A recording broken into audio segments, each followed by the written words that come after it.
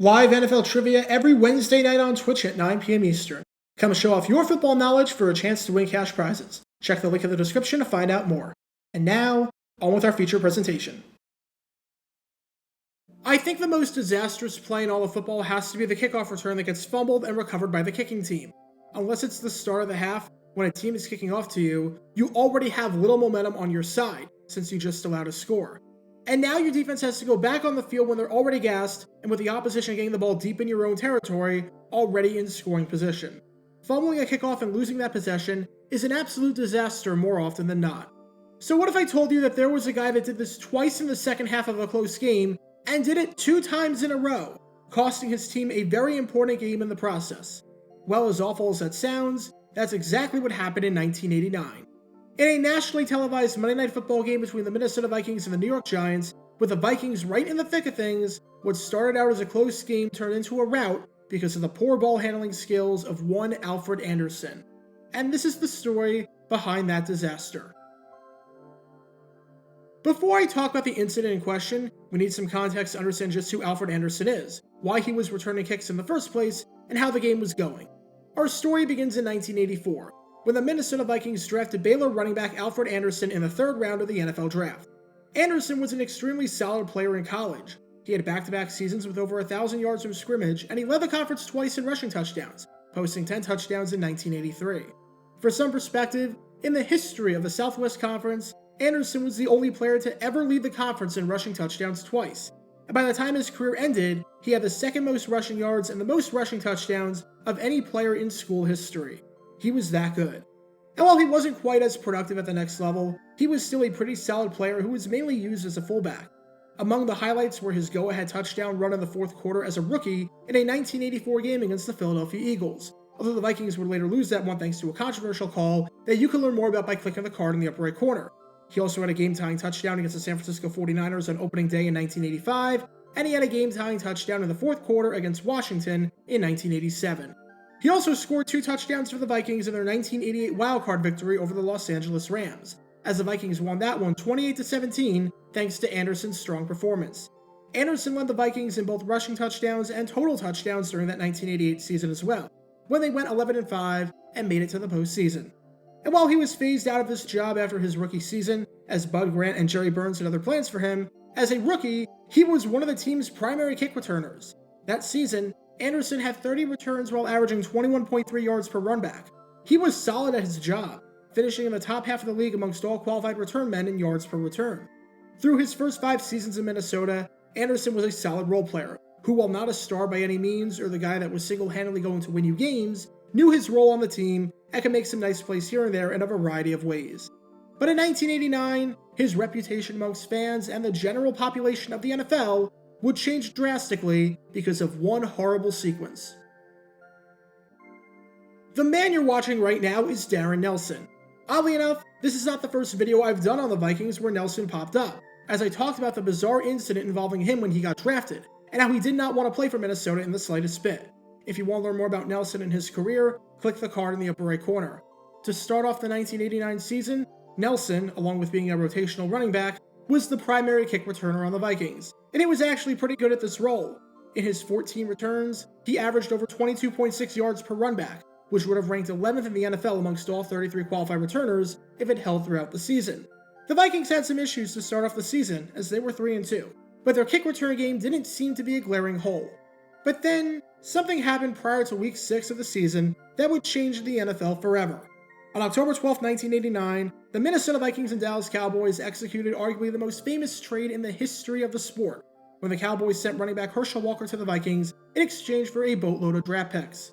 There have been plenty of videos and deep dives made into that trade, so I'm not going to talk about it in great depth. But this trade kickstarted the Cowboys dynasty, and is regarded by many on the Vikings end as the worst trade of all time.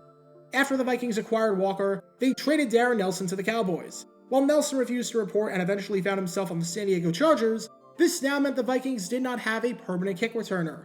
Minnesota experimented with a bunch of different guys trying to see who could replace Nelson at this special teams position. They tried a few returns with Herschel Walker, before everyone sort of realized that playing your crown jewel as a kick returner when he didn't have a whole lot of kick returning experience, and when this increases the risk for him getting injured or losing stamina on offense, wasn't the best idea in the world. They tried Leo Lewis, their primary punt returner. That didn't exactly work, as he only averaged a paltry 15 yards per return during the 1989 campaign. They tried Travis Curtis, their starting free safety who did not have any experience returning kicks at the NFL level. It didn't work. In other words, the Vikings were rotating a bunch of players in and out hoping to find someone who could fill the void that Darren Nelson left behind. And the next man up in this rotation was none other than the main subject of our story. It was Alfred Anderson. October 30th, 1989. It's week 8 of the NFL season and the night before Halloween, and we've got a Monday Night Football matchup on our hands between the Minnesota Vikings and the New York Giants. Aside from the fact that this was a nationally televised game on the game's biggest stage, back when playing on Monday nights meant something, this was a pretty big game for both teams. For the Vikings, they entered this one at 5-2, riding high off of a 4-game winning streak. The Vikings were the leaders in the NFC Central by half a game, as the Chicago Bears were right on their tails with a 5-3 record. Since the Bears won the first matchup, a win would put Chicago in the lead at the halfway point of the season.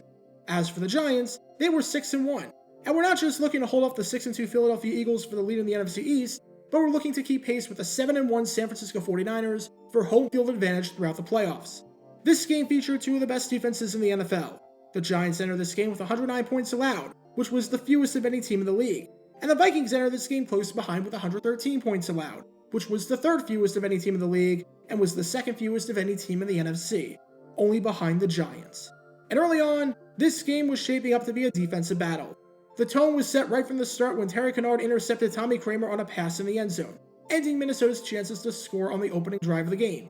However, the Vikings would eventually find the end zone later in the quarter on an 8-yard touchdown by Herschel Walker. Those were the only points by either side in the first half, as the Vikings led it 7-0 at the 30-minute mark. When the second half started, the Giants' defense was still playing lights out, as on Minnesota's first drive of the half, Tommy Kramer was intercepted by Pepper Johnson, who took it 39 yards to the house for the pick six to finally get New York on the board.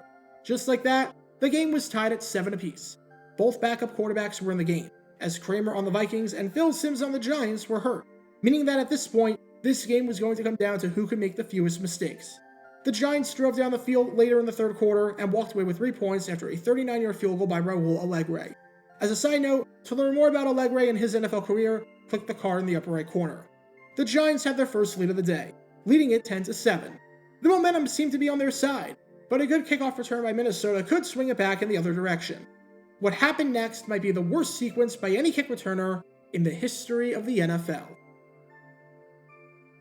Before I show the sequence, there's one final quick note we need to mention about Alfred Anderson, the return man that's about to live in infamy. He's got very good ball security. From 1985 to 88, Anderson touched the ball 351 times, and he only fumbled it 7 times, or once every 50 touches. For some perspective on how good that number is, it's right in line, if not better, than other running backs of the era. In 1988, San Francisco 49ers running back Roger Craig was named the AP Offensive Player of the Year, and he fumbled 10 times on 386 touches, or once roughly every 38 touches. Over that same 4-year stretch, Eric Dickerson fumbled once every 43 touches, and Neil Anderson fumbled once every 45 touches. You get the picture. Once every 50 touches was very good back then. Alfred Anderson knew what ball security was, which is what makes this sequence all the more bizarre. With the Vikings trailing 10-7 and Raul Allegre kicking off deep for New York, Anderson fields the kick. He gets tackled by rookie running back Lewis Tillman, and fumbles the football. The Giants scoop it up, with Wayne Giles falling on the loose ball. And just like that, the Giants are starting to drive deep in Minnesota territory. It's an absolutely costly error for Anderson. There's no mistake now about which team has the momentum. And the Giants, after not scoring any points in the first half, have a chance to make it a 2-possession game. Sure enough, that's exactly what they do when Jeff Hostetler hits Lionel Manuel on an 11-yard touchdown pass to give New York a 17-7 lead. Still got time, as there's still another quarter to play, but the odds of the Vikings winning have definitely gone down. Time for the Giants to kick it off again. And sure enough, the ball goes to Alfred Anderson. And sure enough, for the second straight time, Anderson fumbles the football. Myron Guyton scoops it up for the Giants, and once again, New York has possession, setting the Giants Stadium crowd into an absolute frenzy. When the Giants defense last took the field, the game was tied at 7. Now, the Giants had a chance to be up 24-7 thanks to back-to-back fumbles by Anderson in an almost unprecedented sequence. Minnesota's defense was gassed by this point, and understandably so. And unsurprisingly, the Giants capitalized, as after Otis Anderson ran it in from 2 yards out, the Giants led it 24-7 and would go on to win the game 24-14, improving to 7-1 and dropping the Vikings to 5-3 and second place in the NFC Central. And after the game, all of the talk centered around Alfred Anderson and the worst game of his career. I think the general mood around the Vikings locker room was disbelief as to how they lost the game and the manner in which they lost it. It's not often you see a team fumble a kickoff return in a game. It's extremely rare that this happens twice. But to happen twice with the exact same player who does not have a fumbling issue, and to have it happen in back-to-back moments in front of a national television audience, it's tough to get a whole lot worse and stranger than that. There were many reasons why the Vikings lost that game, from their 9 penalties to the 2 interceptions thrown. But the main reason and the main scapegoat for the loss was that sequence in the third quarter where Anderson essentially fumbled the game away. Anderson talked after the game, and to his credit, he took the blame and faced the music. He said afterwards, "I feel pretty bad for my performance and pretty bad for the team." He acknowledged that his 2 turnovers were the turning point, as they gave the Giants momentum and got them going in the right direction to the point of no return. While Anderson didn't take full blame for the second fumble, as he believed that his knee was down and he thought he had control of the ball against his hip, on the first one, he took responsibility and was clueless as to what happened, saying he didn't know who hit him or what hit him. Either way, he fumbled twice, and he said that it hurt him, especially since the Giants not only scored both times, but scored 14 points off of those 2 mistakes, and won the game at that very moment. Likewise, Vikings head coach Jerry Burns was perplexed by the whole situation as well. He had no idea what happened either, as it was a complete change of character for Anderson from a ball security standpoint. As Burns said, "I have no explanation for the 2 fumbles.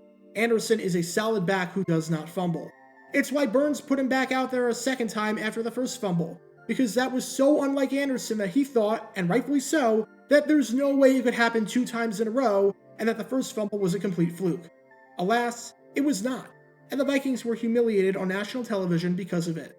And unsurprisingly, to the shock of no one after that game, Anderson didn't get a whole lot of chances to return kicks anymore. When the Vikings played the Rams the following week on November 5th, Anderson did not return a single kickoff. He had been relegated from his kickoff return duties, and understandably so after what transpired 6 days before. As a side note, to learn more about that Vikings-Rams game and the bizarre way that game ended, click the card in the upper right corner. While Anderson would eventually get a chance to return kicks again, it would not come until Week 15 when the Vikings took on the Cleveland Browns, and Anderson got to return 2 kickoffs. That was the last time he ever returned multiple kickoffs in a game. Anderson stayed on the Vikings all the way up until the 1991 season, returning 4 kickoffs in the 2 years that followed the 1989 campaign. He was no longer doing anything on special teams, and unfortunately by this point, was no longer doing a whole lot in the offense. In 1990, he had a career-low 287 yards from scrimmage on a career-low 2 touchdowns, and he followed that up in 1991 with a career-low 120 yards and a career-low 1 touchdown. The 1991 season would be Anderson's last in the NFL, as he finished his career with 108 games played, over 2,300 yards rushing, over 3,400 yards from scrimmage, and 27 total touchdowns. All things considered, for a 3rd-round pick to play until he's in his 30s, especially at a position like running back where the career shelf lives are pretty short, that's pretty solid. However, of all the moments in his 8-year career, the one that most people probably remember him for, unfortunately, is the blunder or the series of blunders he had on Monday Night Football in 1989 against the New York Giants. The kickoff return fumble is an absolutely disastrous play that could completely change the complexion of a game, and can knock the sails out of any team that's trying to get momentum. And when it happens twice in a row, you know it's not going to end well. There have been some nightmarish performances by kick returners throughout the history of the NFL, but considering the circumstances behind this one, with this happening twice in a row, with this happening in the second half of a close game that eventually became a blowout thanks to this turning point, and with this happening in front of a national television audience on Monday Night Football, it's tough to do a whole lot worse than what Alfred Anderson did on this day. Get your official Jaguar Gator 9 merchandise by going to jg9shop.com, and be sure to like this video, ring the notification bell, subscribe down below if you haven't already, as it helps the channel out a lot, and be sure to check out Twitch every Wednesday night at 9 p.m. Eastern for your chance to play NFL Trivia and win cash prizes. Link in the description below. If you want to see videos like this condensed down to 60 seconds, then follow me on TikTok at JaguarGator9, and subscribe to 60-Second NFL History on YouTube. To see highlight videos of players throughout the history of the NFL, subscribe to JG9 Highlights. Also, special thanks to all of our Patreon supporters for helping out the channel. Your support is greatly appreciated. See how you can become a patron and request future video topics in the description below.